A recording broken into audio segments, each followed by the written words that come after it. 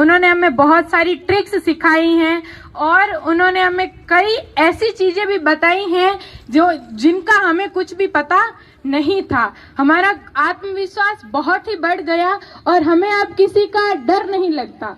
अब आप लोग सोच रहे होंगे कि डर किस बात का, तो आपको मैं ये बताना चाहूंगी कि यहाँ जितनी भी लड़कियां हैं वो सब डरती हैं।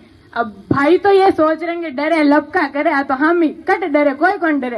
पापा तो होता डरे ऊंची करे तो चू तो मारू ही नहीं वे डरे भड़के डरे, ऐसे नहीं, ये तो घर की नोक-झोंक है। बाकी लड़कियां जो हैं सचमुच में कहीं भी जाने से, बस में सफर करें, ट्रेन में सफर करें, ऑटो में भी सफर करें तो उनको डर सा लगता है, वो असुरक्षित महसूस करती है।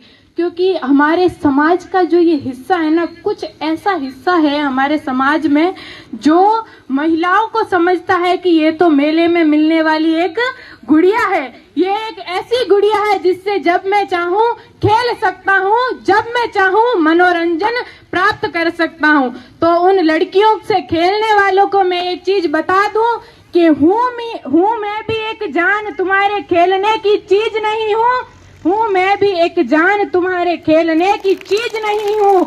और मानो पूजो तो लक्ष्मी सरस्वती और पार्वती का रूप हूँ मैं, मानो पूजो तो लक्ष्मी सरस्वती और पार्वती का रूप हूँ मैं।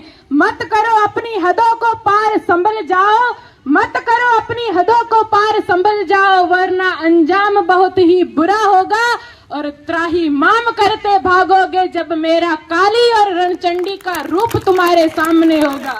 त्राही माम करते भागोगे जब मेरा काली और रणचंडी का रूप तुम्हारे सामने होगा।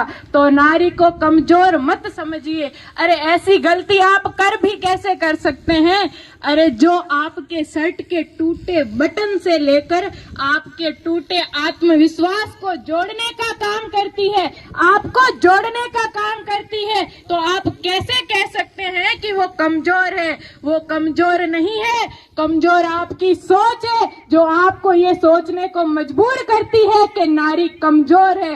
ध्यान रखिएगा कि नारी ही शक्ति का अवतार है, नारी ही शक्ति का अवतार है और नारी ही धैर्य का भंडार है। कुछ नहीं है उसके बिना इस जग में, तो क्योंकि नारी ही इस जीवन का आधार है, नारी ही इस जीवन का आधार है। तो इस आधार को डगमगाने मत दीजिए, उसे पढ़ने दीजिए, उसे लिखने दीजिए, उसे दौड़ने भागने दीजिए।